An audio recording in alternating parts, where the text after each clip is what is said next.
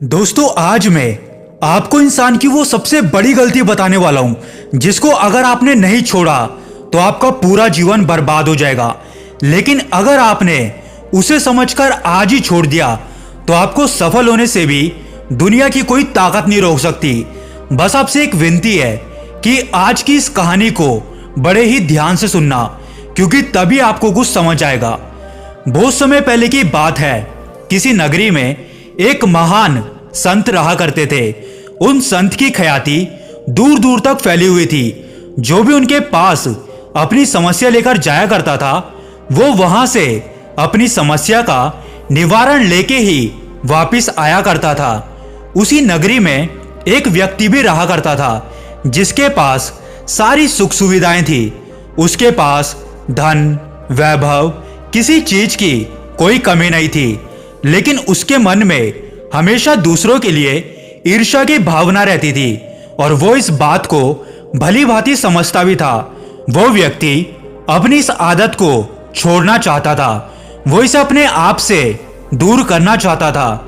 एक दिन वो व्यक्ति उन संत के पास गया और उनसे बोला कि हे महाराज, मेरे पास किसी चीज की कोई कमी नहीं है, लेकिन फिर भी मैं अपने मन में लोगों के लिए ईर्ष्या का भाव रखता हूं। दूसरों से मुझे जलन होने लगती है। मैं अपनी तुलना किसी और से किए बिना रह ही नहीं पाता।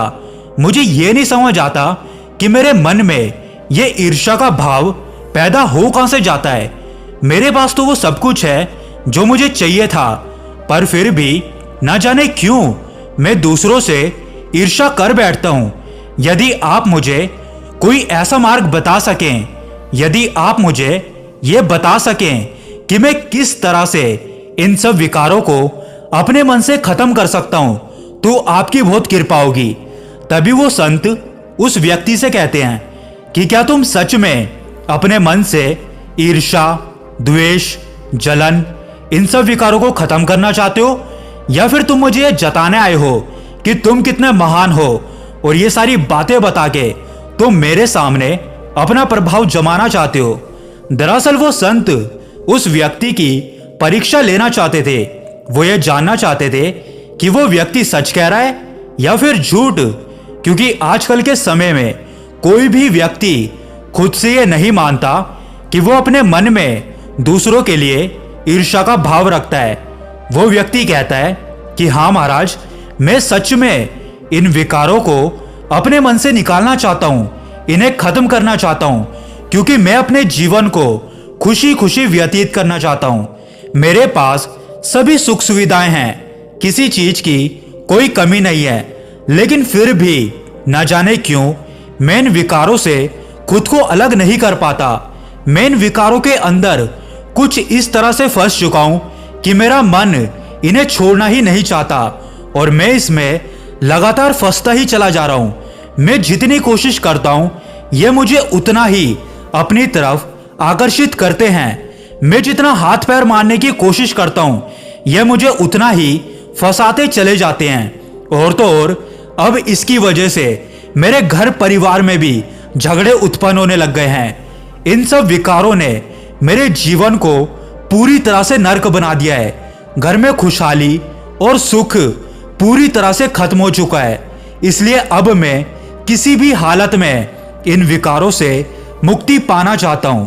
किसी भी हालत में इन सब विकारों को दूर करना चाहता हूं। उस व्यक्ति की ये सारी बातें सुनकर वो संत उस व्यक्ति से कहते हैं कि तुमने पहली विजय तो प्राप्त कर ही ली है, क्योंकि कोई भी व्यक्ति कभी ये नहीं स्वीकारता कि वो खुद के मन में दूसरों के लिए ईर्ष्या का भाव रखता है, जलन की भावना रखता है।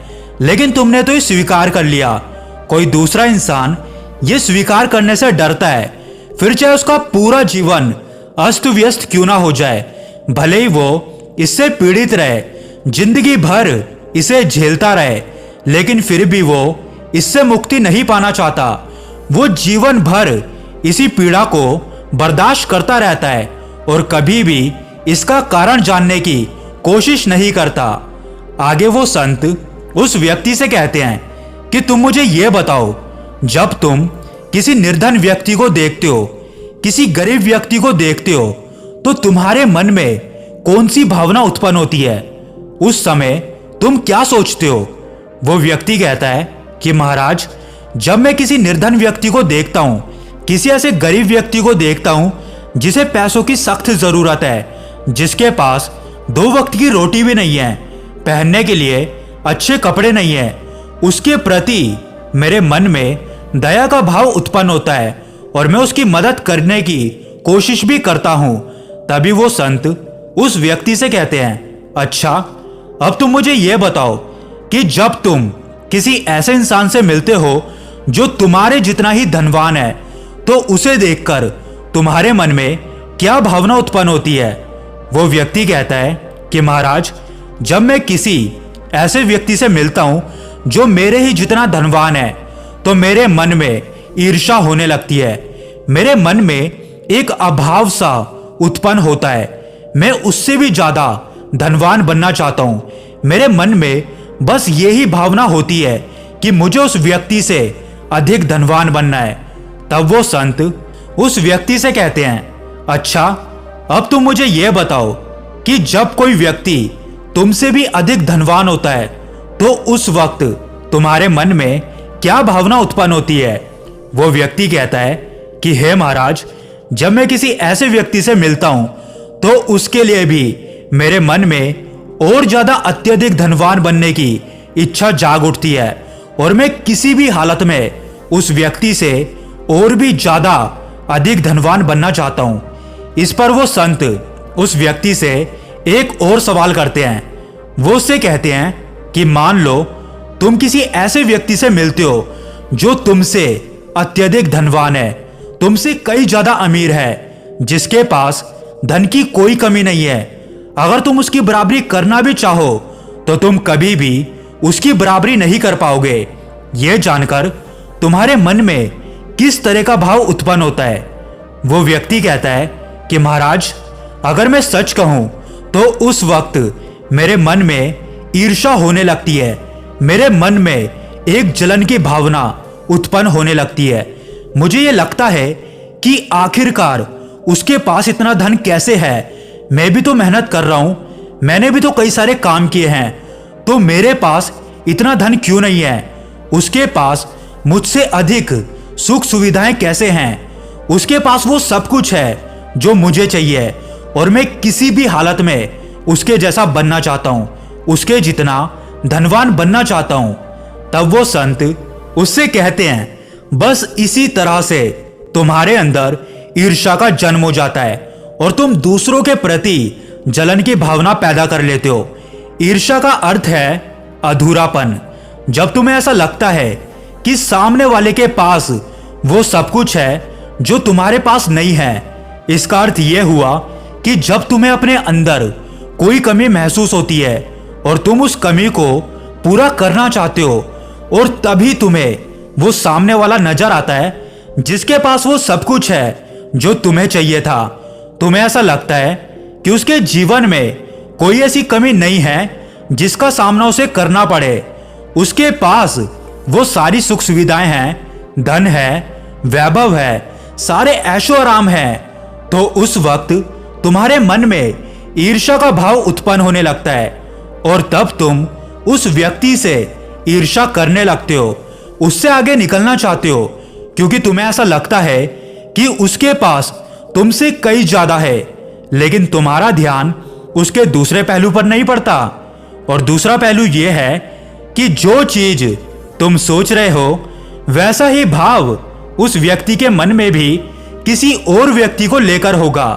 वो भी किसी और व्यक्ति की तरह और धनवान बनना चाहता होगा, लेकिन यह सब तुम्हें नहीं दिखाई पड़ता, क्योंकि ईर्ष्या जैसी भावना ने तुम्हारे मन पर, तुम्हारी सोच पर, तुम्हारी समझ पर कुछ इस तरह से जगड़ बना के रखी हुई है कि तुम दूसरे पहलू को कभी देख ही नहीं पाते।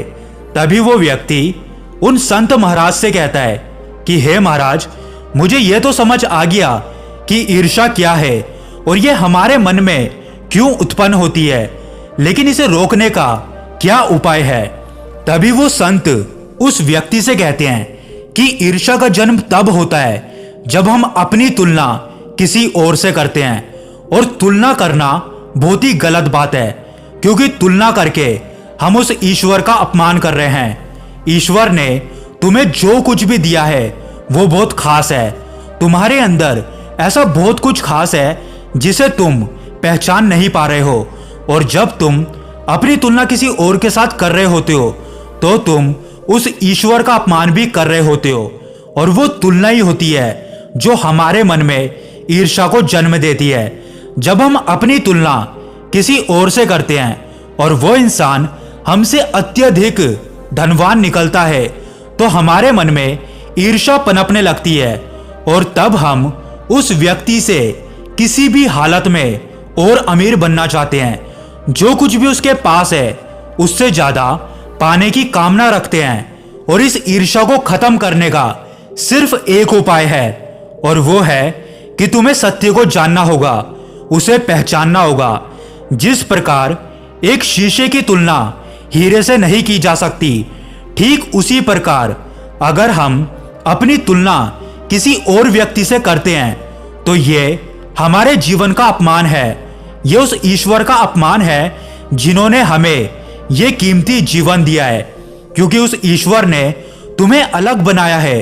तुम्हारे अंदर कुछ ऐसी खूबियां दी हैं जिसे तुम पहचान नहीं पा रहे हो, और जब तुम उसकी तुलना करते हो तो तुम उसे भी खो देते हो। हर व्यक्ति अलग अलग है, उसकी सोच अलग है, खूबियां अलग हैं, और जो व्यक्ति अपनी खूबियों को पहचान लेता है उस व्यक्ति को हीरे की तरह चमकने से कोई भी नहीं रोक सकता। लेकिन दूसरी तरफ अगर वो व्यक्ति अपनी खूबियों पर ध्यान नहीं देता तो वो व्यक्ति एक शीशे की तरह हो जाता है, जबकि उसे भगवान ने हीरा बना के भेजा था। इसलिए अपनी तुलना कभी किसी से ना करें, क्योंकि एक ऐसी गलती है जो इंसान को पूरी तरह से बर्बाद कर देती है। आप में कुछ ऐसी खासियत है, ऐसी खूबियां हैं जो किसी में नहीं है। इसलिए अपनी खूबियों को पहचानें और जीवन में आगे बढ़ें, क्योंकि अगर आप अपनी खूबियों पर काम करते हैं तो जिन लोगों से आप ईर्ष्या करते हैं वो एक दिन आपके सामने दिखेंगे भी नहीं, और आप उनसे कई आगे निकल चुके होंगे। तो दोस्तों, उम्मीद करते हैं कि आज की इस कहानी का मतलब आप समझ गए होंगे। अगर आप चाहते हैं कि आप आगे भी ऐसी कहानियां सुनते रहें जो आपके जीवन में आपकी मदद करे, तो हमारे इस चैनल को सब्सक्राइब करके जरूर जाएं।